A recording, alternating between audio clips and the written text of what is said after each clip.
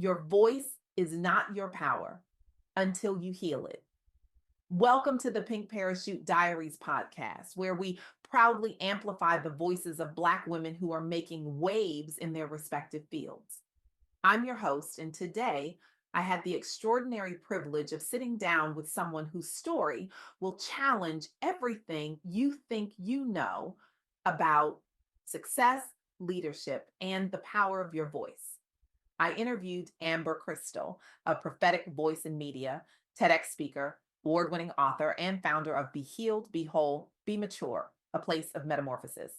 Amber's journey through indictment, divorce, and homelessness to becoming a globally recognized leader with IMDb credits, syndicated podcast episodes broadcasting internationally across continents, including Africa, and a message that's transforming lives in every corner of the world proves one undeniable truth that healing is not optional for those who want to lead with impact.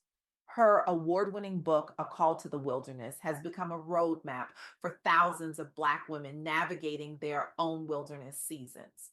Through her media presence, her speaking platforms, and the movement she's building, Amber is rewriting the narrative about what real success looks like, and her impact is nothing short of revolutionary. Let me start with something that might surprise you. Yeah, something Amber shared with me that stopped me in my tracks and made me question everything I thought I knew about using my voice as a Black woman in spaces that weren't built for me. We live in a culture that tells us to speak up, speak out, speak boldly. Especially as Black women in corporate America, we're told our voices matter, that we need to lean in, that we need to take up space. And yes, all of that is true. But here's what nobody tells you. Here's what Amber revealed during our conversation that shook me to my core. Speaking out boldly is not enough to create impact. In fact, if you speak before you heal, if you use your voice before you've done the inner work of becoming whole and mature, you don't just fail to create impact. You actively poison your message. You repel the very allies you're trying to reach. You sabotage the very change you're trying to create. You turn your voice into a weapon that wounds instead of a force that frees. Think about that for a moment. How many times have you seen a talented Black woman, brilliant, capable, deserving, stand up to speak truth, only to watch her message fall flat? How many times have you watched someone with every right to be angry, every reason to demand justice, use their voice in a way that somehow made things worse instead of better? How many times have you been that woman speaking from a place of pain so deep you didn't even realize it was controlling your words, your tone, your entire presence? Amber explained this to me with such clarity during our interview. She said that many Black professionals rush to use their voice only to unleash unprocessed pain that poisons their message and repels allies. Without that inner metamorphosis, without being healed, being whole, being mature, your outer work lacks authenticity. Your voice becomes noise instead of music. Your message becomes a burden instead of a bridge. This challenges everything our hustle culture teaches us. We're told to move fast, to speak now, to strike while the iron is hot. We're told that silence is complicity, that waiting is weakness, that hesitation is betrayal. But Amber's journey, rising from the absolute devastation of losing everything, her freedom threatened, her marriage dissolved, her home gone, to founding a global movement that's reaching people through syndicated podcasts, international broadcasts, and a platform that's changing lives across continents. Her journey proves that true leadership starts within. It invites a ripple of wholeness in our communities that no amount of loud, unhealed speaking ever could. Next, let me paint you a picture of what this looks like in the real world, because this isn't theory. This is the daily reality for Black women navigating corporate spaces, entrepreneurial ventures, and leadership platforms where we're constantly told we're too much or not enough. Imagine a Black woman executive in a Fortune 500 company. She's brilliant. She's worked twice as hard as her peers to get half as far. She's watched mediocre men stumble into promotions while she gets handed another pink slip, another excuse, another closed door. She's seen her ideas stolen and credited to someone else. She's been interrupted in meetings, overlooked for opportunities, gaslit when she names the inequities she experiences every single day. She has every right to be furious. And one day she decides she's had enough. She speaks up in a meeting. She calls out the inequity. She demands change. She uses her voice exactly the way she's been told to use it. But here's what happens: her voice shakes, not with passion, but with unprocessed rage. Her words cut, not with precision, but with the jagged edges of unhealed trauma. Her body language screams defensiveness even when she's trying to invite collaboration. And instead of inspiring change, instead of rallying allies, she's labeled difficult, emotional, not a team player. She's pushed further to the margins. She's given another reason why she doesn't belong, why she's not ready, why she's not the right fit. And the worst part, she internalizes it. She believes she failed because she spoke up when the real issue was that she spoke from a wound that hadn't been tended. Now imagine the same woman, same company, same injustice, but this time she's done the work. She's journaled through her pain, naming every hurt, every disappointment, every betrayal. She sat with a therapist and unpacked the layers of trauma, not just from this job, but from every space that told her she wasn't enough. She's allowed herself to grieve what was stolen from her: the opportunities, the time, the energy, the peace. She's become healed, whole, mature. When she speaks up now, everything changes. Her voice is steady, grounded in truth instead of shaking with unprocessed emotion. Her words are clear, surgical in their precision, landing exactly where they need to land. Her message resonates because it comes from a place of wholeness, not woundedness. She doesn't just call out the problem, she invites people into the solution. She doesn't just demand change, she models the transformation she wants to see. She doesn't just speak truth, she embodies it in a way that makes people want to follow her, trust her, invest in her vision, and people listen, people follow, people change. That's the difference Amber Krystal is talking about. That's the metamorphosis she's calling Black women into. And it's not just theory. Amber lived this.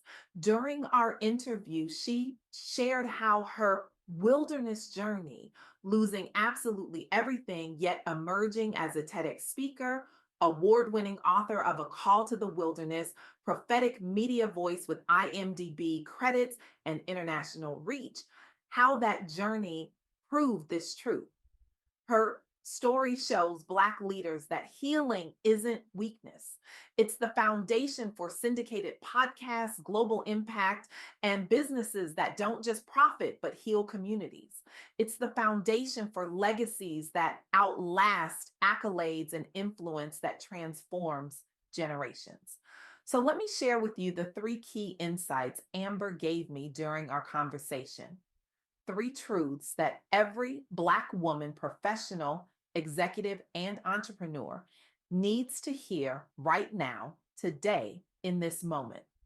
First, heal inwardly before speaking outwardly. Unhealed trauma turns your voice into venom. It doesn't matter how right you are, how justified your anger, how deserving you are of justice. If you speak from a place of unprocessed pain, your message will poison the very change you're trying to create. Do the work first. Sit with your hurt. Name your wounds. Seek therapy. Journal. Pray. Meditate. Whatever your healing practice is, commit to it with the same intensity you commit to your career goals. Because when you do the inner work, your entrepreneurial ventures and professional influence radiate maturity and draw people in instead of pushing them away. Your voice becomes magnetic instead of repellent. Second, embrace metamorphosis for collective freedom. Your personal wholeness is not just about you.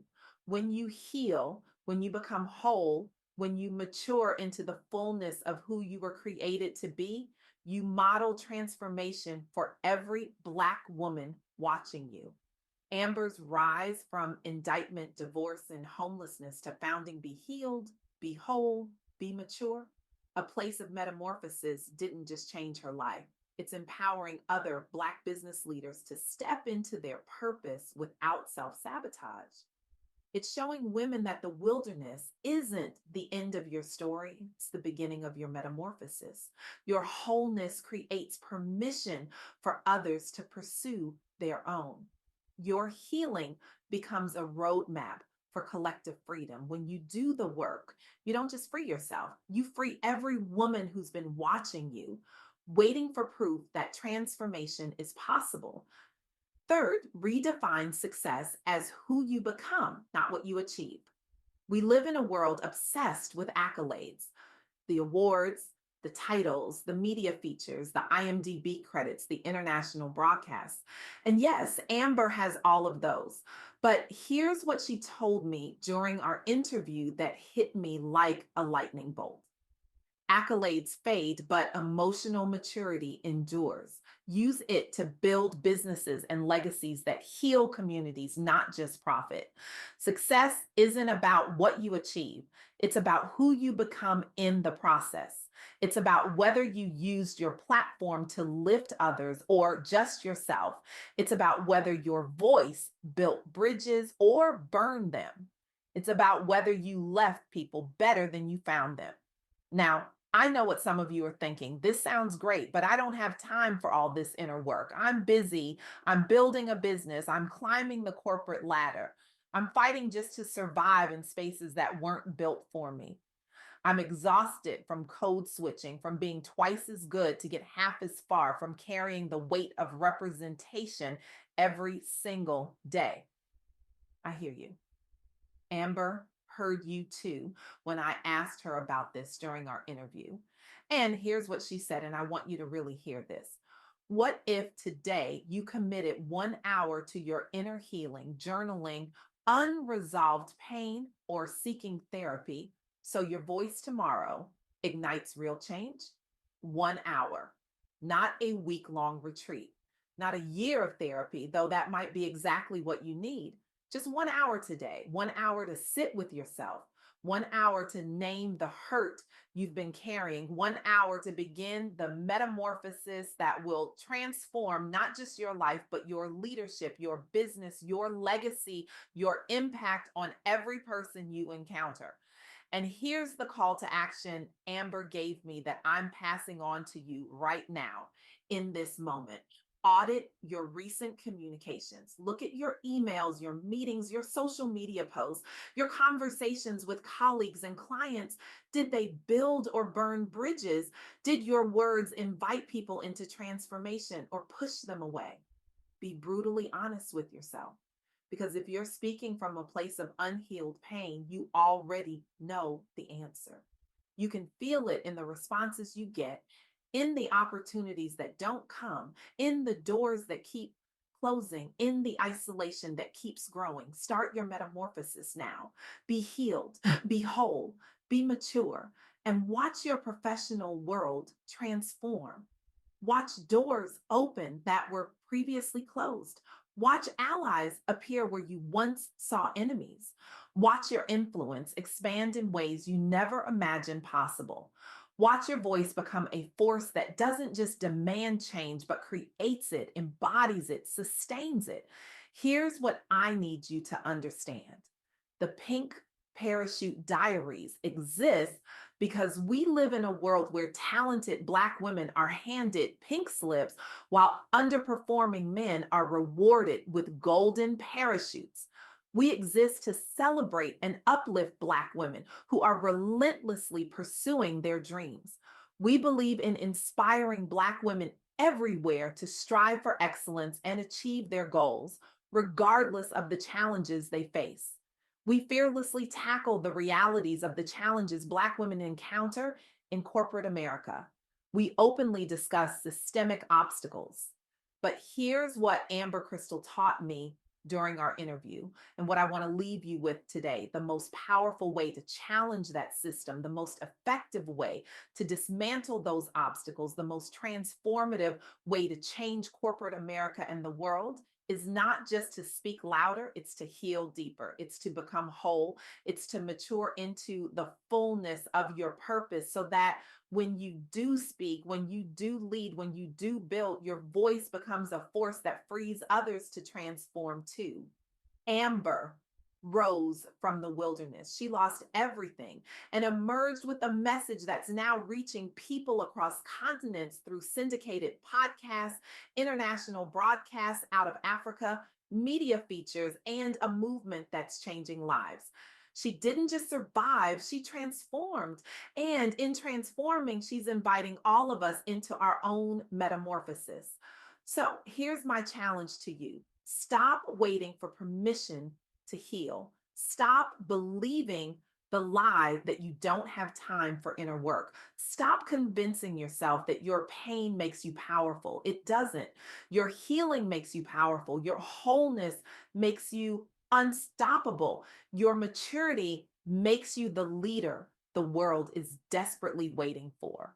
Today, right now, commit to 1 hour of healing. Journal the pain you've been avoiding. Book the therapy appointment you've been postponing. Name the wound you've been pretending doesn't exist. Take the first step toward becoming healed, whole, mature, because the world doesn't need more Black women speaking from pain. The world needs Black women speaking from power, and that power only comes through healing. Your voice is not your power until you heal it. So heal it. And then watch what happens when wholeness meets opportunity, when maturity meets platform, when your transformed voice meets a world desperate for transformation, who's ready to rise, not just to speak, but to heal first, not just to lead, but to become whole first. Not just to succeed, but to mature into the kind of leader whose voice doesn't just demand change, but models the transformation the world desperately needs. The sky's the limit, but only if you do the inner work to fly.